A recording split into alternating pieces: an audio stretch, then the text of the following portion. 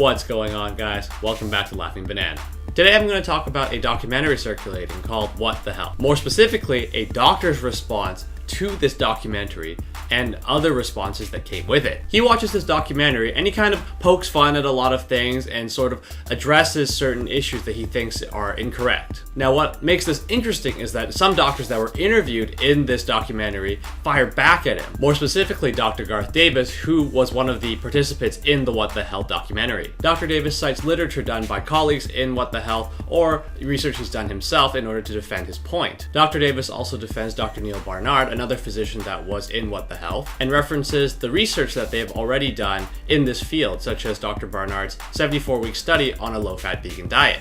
The bottom line is, ZDoggMD made some arguments against What the Health. Dr. Davis responded to those and citing his references and the pathways as to why those statements by ZDoggMD were incorrect, and it sounds like at the end, Dr. Davis has a better argument. So what does this mean?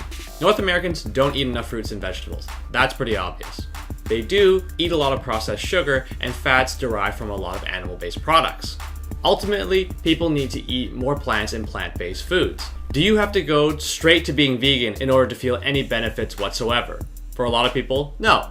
For example, even in Dr. Barnard's study, for 74 weeks studying a vegan diet compared to a conventional recommended diabetes diet, both subjects in the vegan group as well as just the recommended diet group saw benefits at the end of the study. While the vegans did do a little better, the conventional group also saw improvements as well. This means that this recommended diet is already an improvement to whatever these people were normally doing before, which means they don't have to be vegan, they just gotta stop whatever it is that they're doing, because apparently that's already really bad. Ideally, yes, if you could potentially make all of these people vegan, they probably would drop a lot of these problems very, very quickly. In reality, educating and getting all of these people to change their habits in such a large degree is very difficult to complete in a short amount of time. Mike the Vegan, another YouTuber that kind of weighed in on this whole What the Health thing, as well as this doctor's response, talks about the prevalence of smoking and how smoking education helped to clearly reduce the rates by a significant amount. However, that number hasn't reduced to zero, but it has gone down significantly. The same can go for eating meat.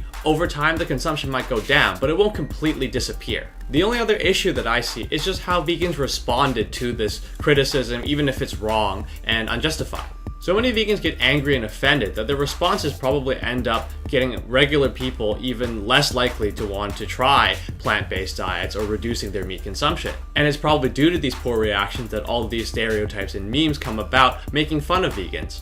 And ultimately, this only slows down the progress of what vegans want. And because some of these vegans' reactions are so bad, now they just look kind of crazy, and you don't even want to listen to those people at all. As a vegan, if you just berate and insult someone for the choices that they make, how likely do you really think you're going to get them to join you or convince them that what you're doing is the right thing to do? ZDoggMD, for example, uses his comedy in order to engage with people and get them to like him. Since he's someone that's more well-liked, people are more willing to believe what he says, even if it ends up being wrong.